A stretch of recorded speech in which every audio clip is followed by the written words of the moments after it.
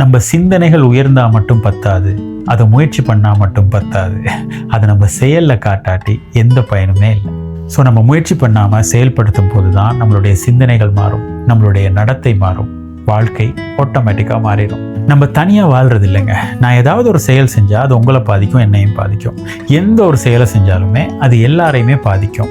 நம்ம ஒருத்தரை வச்சு கொஞ்ச நேரம் பேசிக்கிட்டு இருந்த மாதிரி இருந்தால் அது அவருடைய நேரத்தில் ஏதோ ஒரு விஷயத்தை பாதிக்கும், என்னுடைய நேரத்துலையும் ஏதோ ஒரு விஷயத்தை பாதிக்கும்.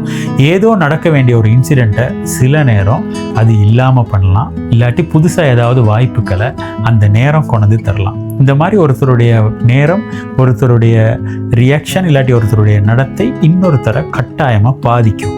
அதனால நம்ம மற்றவங்களை பாதிக்கிற விஷயங்களை ரொம்ப பொறுப்புணர்வோடு செய்கிறது ரொம்ப ரொம்ப முக்கியம். உலகத்தில் 2 வகையான மனுஷங்க இருக்காங்க. ஒன்று கொடுக்குறவங்க, மற்றவங்க வாங்குறவங்க. எப்பயுமே வாங்கிட்டு இருக்கவங்க ரொம்ப குறுகிய சிந்தனை உள்ளவங்க அப்படின்னு சொல்லுவாங்க.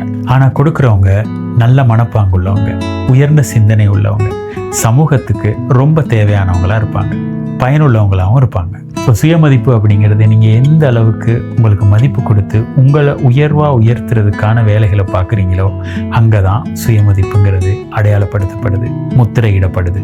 இதனால உங்கள் வாழ்க்கையும் உயரப்போகுது. உங்களுடைய மதிப்பு உங்களுடைய சிந்தனையில் ஆரம்பிக்குது. உங்களுடைய வாழ்க்கை உங்களுடைய நம்பிக்கையில் தான் உருவாகுது.